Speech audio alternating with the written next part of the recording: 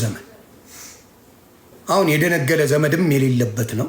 የምታውቁት ዘመድ ቤተሰብ ጓደኛ የሌለበት ዘመን ነው። በዛ ዘመን በድንግልና ነው። ስለዚህ የታጨች ነበረች። ለዮሴፍ ለሚባል ታጭታለች።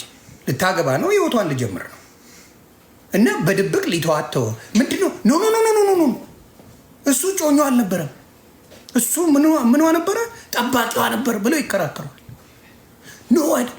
ልክ ቅድስት ድንግል ማርያምን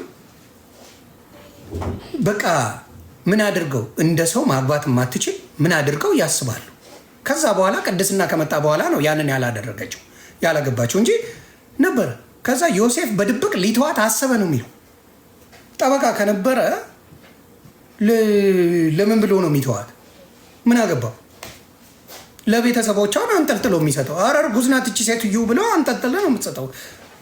ጠበቃ ከሆንክ ምንም የሚመለከት ነገር የለም። ሊተዋት በድብቅ ፈለገ ነው የሚለው መጽሐፍ ቅዱስ።